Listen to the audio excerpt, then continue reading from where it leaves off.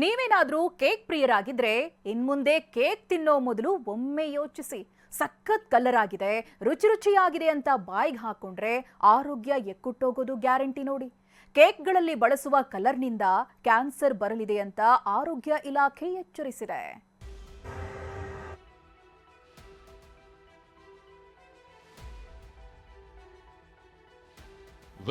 Variety cake, different flavours. ಅಬ್ಬಾ, ಈ ಕೇಕ್ಗಳನ್ನ ನೋಡ್ತಿದ್ರೆ ಎಂಥವರಿಗೂ ತಿನ್ನಬೇಕು ಅಂತ ಅನ್ಸುತ್ತೆ. ಪೋಷಕರಂತೂ ಮಕ್ಕಳು ಕೇಳಿದ ತಕ್ಷಣ ಕೇಕ್ಗಳನ್ನ ಕೊಡಿಸ್ತಾರೆ. ಆದ್ರೆ ಇನ್ಮುಂದೆ ಹುಷಾರಾಗಿರಿ.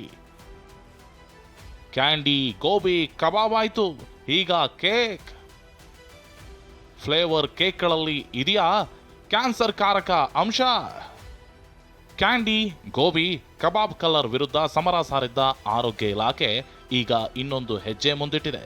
ಕೇಕ್ಗಳ ತಯಾರಿಕೆ ವೇಳೆ ಫ್ಲೇವರ್ಗಳನ್ನು ಬಳಸ್ತಿದ್ದು, ಆ ಫ್ಲೇವರ್ಗಳಲ್ಲಿ ವಿಷಕಾರಿ ಅಂಶ, ಅದರಲ್ಲೂ ಕ್ಯಾನ್ಸರ್ ಕಾರಕ ಅಂಶ ಇರೋದು ಪತ್ತೆಯಾಗಿದೆ. ಇತ್ತೀಚೆಗೆ ಆಹಾರ ಇಲಾಖೆ 235 ವಿವಿಧ ಬಗೆಯ ಫ್ಲೇವರ್ಗಳ ಕೇಕ್ಗಳನ್ನು ಪರೀಕ್ಷೆಗೆ ಒಳಪಡಿಸಿತ್ತು.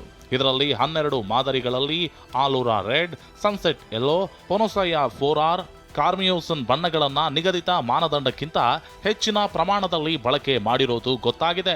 ಆಹಾರ ಪದಾರ್ಥಗಳ ಮೇಲೆ ಸ್ಯಾಂಪಲ್ಗಳನ್ನು ತೆಗೆದುಕೊಂಡು ಟೆಸ್ಟ್ ಮಾಡಿ ಪರಿಶೀಲನೆ ಮಾಡತಕ್ಕಂಥ ಕೆಲಸವನ್ನು ಮಾಡ್ತೀವಿ ಅಂತ ಹೇಳಿದ್ದೀವಿ. ಅದಕ್ಕೆ ಪ್ರತಿ ತಿಂಗಳು ಆ ರಿಪೋರ್ಟನ್ನು ಕೂಡ ನಾವು ಬಿಡುಗಡೆ ಮಾಡ್ತೀವಿ ಅಂತ ಹೇಳಿದ್ದೀವಿ. ಎಲ್ಲೆಲ್ಲಿ ಅಸುರಕ್ಷಿತ ಬಂದಿದೆ ಅಲ್ಲಿ ಕ್ರಮ ತಗೊಳ್ತಕ್ಕಂಥದ್ದು ಮಾಡ್ತಾರೆ. ಹಾಗಾದ್ರೆ ಈ ಕೆಮಿಕಲ್ಗಳಿಂದ ಏನೆಲ್ಲ ಸೈಡ್ ಎಫೆಕ್ಟ್ ಆಗಲಿದೆ ಅನ್ನೋದನ್ನ ನೋಡೋದಾದ್ರೆ, ಆಲೂರಾ ರೆಡ್ ಅಂಶ ದೇಹ ಸೇರಿದ್ರೆ cancer, brain damage, allergy, asthma, ಜೀರ್ಣಕ್ರಿಯೆ ಸಮಸ್ಯೆ, ತಲೆನೋವು ಕಾಣಿಸಿಕೊಳ್ಳಲಿದೆ. ಸನ್ಸೆಟ್ ಯೆಲ್ಲೋದಿಂದಲೂ ಕೂಡ ಅಲರ್ಜಿ, ಮಕ್ಕಳಲ್ಲಿ ಹೈಪರ್ ಆಕ್ಟಿವಿಟಿ, ಕ್ರೋಮೋಸೋಮ್ ಡ್ಯಾಮೇಜ್ ಆಗಲಿದೆ, ಥೈರಾಯ್ಡ್ ಸಮಸ್ಯೆ ಕಾಣಿಸಿಕೊಳ್ಳಲಿದೆಯಂತೆ. ಇನ್ನು ಪೊನೊಸೈಯಾ 4R ನಿಂದ ಮಕ್ಕಳ ವರ್ತನೆಯಲ್ಲಿ ಬದಲಾವಣೆ, ಅಲರ್ಜಿ, ಅಸ್ತಮಾ ಕಾಣಿಸಿಕೊಳ್ಳಲಿದೆಯಂತೆ.